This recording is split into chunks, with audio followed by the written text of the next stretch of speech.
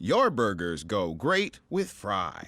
Okay, that's a wrap. Wow, great day, everyone. Great day! Hey, all this acting makes me hungry. Let's celebrate with some Sesame cheddar blasts. We don't have that. And maybe some toasted jalapeno points. Is that a thing? Mozzarella volcanoes? We just have burgers and fries. See you Sunday.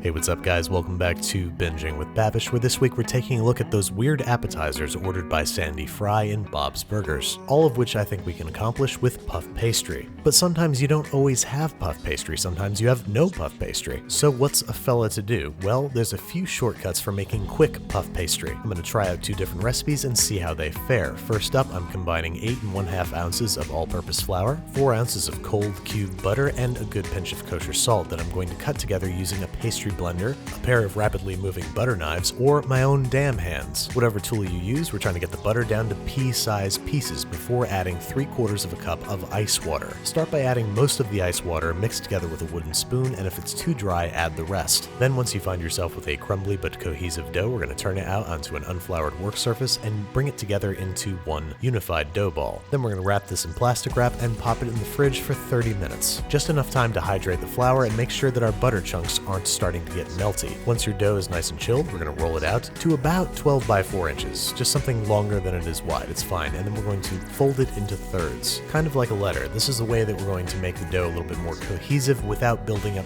too much gluten. Just keep rolling and folding until you get a semi-smooth dough. For me, it took 3 rolls and folds. It's during this time that you can contemplate why you didn't just buy puff pastry. I mean, it's cheap and it's widely available. Push those thoughts down, push them down.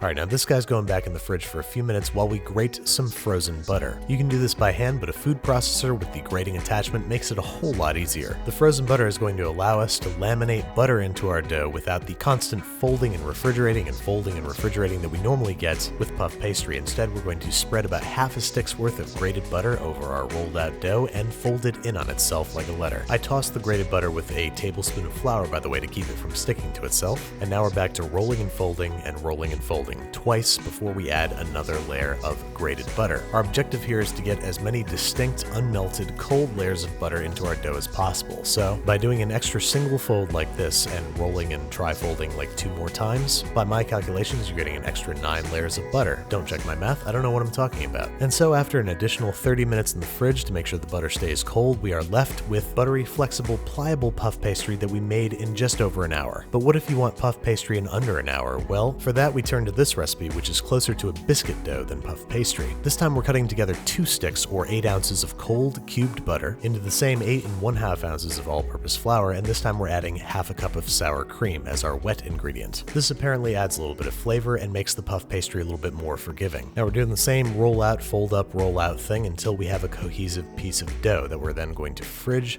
for a solid 20 minutes just to let it firm up a little bit. The key with virtually any kind of pastry is to keep things as cold as possible. We want the butter melting in the oven, producing steam and producing rise. So after it's rested in the fridge, I'm going to roll out and fold up this dough 3 more times and then give it one last 20-minute fridge break before we roll it out and use it. I don't have super high hopes for this one because frankly it was too easy. Puff pastry in under an hour, give me a break, but let's roll it out and see if it can rise to the occasion in the oven. That's what she said, I'm sorry. So I cut out little rounds of our sour cream puff pastry, our quick butter puff pastry, and some store-bought puff pastry. I'm just going to hit them with a little bit of egg wash, a little bit of salt, and I'm going to put them in a 400-degree Fahrenheit oven for about 15 minutes to see how they fare. Don't worry, I promise we'll get to appetizers soon. Now I rolled out the store-bought stuff a little bit too thin and it got a little burnt, so just ignore that. But look at these beautiful layers on the butter puff pastry. It tastes absolutely beautiful, and so does the sour cream one. It's a little bit more tender and it's a little bit less pastry-like, but it's got a nice buttermilk biscuit thing going on. So I think it's the perfect candidate for Sesame cheddar blasts, which we're going to make simply by spreading some aged cheddar cheese over half of our rolled out puff pastry, flattening it down, trimming off any uneven edges, and cutting it into 1/2-inch wide strips. And you might want to do it perpendicular to the way that I'm doing it. Mine turned out a little bit too long,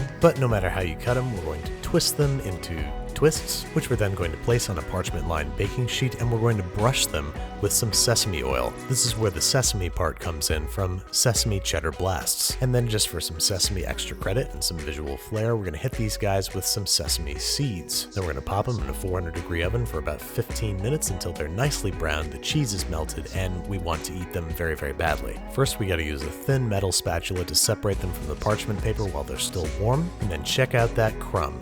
You can't really see it, can you? let me get a little bit closer. Look at that, perfect for the big game. But what about toasted jalapeno points? For that, I'm going to use our puff pastry to make jalapeno popper turnovers, combining in a medium bowl 8 ounces of softened cream cheese, a whole bunch of seeded and diced jalapenos, and maybe 6 ounces of shredded mozzarella. Just go ahead and push and smear that together until it's a cohesive, cheesy mass. Slice up a couple spare jalapenos for garnish down the line, and then roll out your puff pastry. This time I'm going with the store-bought stuff, and I'm dividing it into 9 square-shaped squares, each of whose edges I'm going to douse with a beaten egg, all 4 edges, there we go, and a generous dollop of our cream cheese mixture inside. Then we're going to fold it over on itself and crimp it shut securely with a fork. Rinse and repeat with the rest of your puff pastry dough squares, making sure to crimp very tightly because we don't want any cheese blowouts. Then we're going to give everybody a brush down with the aforementioned beaten egg. This is going to give us a nice golden brown crust, followed by a little sprinkle of kosher salt and a sliced jalapeno garnish. Then this guy's going into the same 400-degree Fahrenheit oven for 10 to 15 minutes until golden brown and puffed. We're going to let these cool off a little bit before attaining a kind of disappointing cross-section, but flavor-wise, these are a dead ringer for jalapeno poppers, and I will proudly call them toasted jalapeno points. And now for mozzarella volcanoes, whatever the hell those are. You'll notice that I've rolled out our first butter puff pastry, which I'm cutting into purposefully uneven strips, one side wider than the other. I'm then sprinkling these strips with grated mozzarella, grated parmesan, and grated romano for some flavor bonus points. You'll notice that I'm leaving the ends of these pastry strips naked because I want to brush them down with egg wash, which is going to help our volcanoes adhere to themselves when we roll them up like so, starting at the wider side of the strip and ending up at the narrower, which is going to give us a little volcano. Look at that. Rinse and repeat with the remaining strips. You're going to find that the cheese bunches up naturally on one side. Just try to make that side the top of the volcano. We're going to bake these at 400 degrees Fahrenheit for 15 to 20 minutes until deeply golden brown and crisp. Separate from the parchment paper using a thin spatula, and it's time to present. But first I want to make these mozzarella volcanoes more volcano-like with a little bit of warm tomato sauce spooned over top, you know, like lava. And they ended up with a texture not unlike Brazilian pão de queijo. Anyway, even though we made all 3 of these delicious appetizers with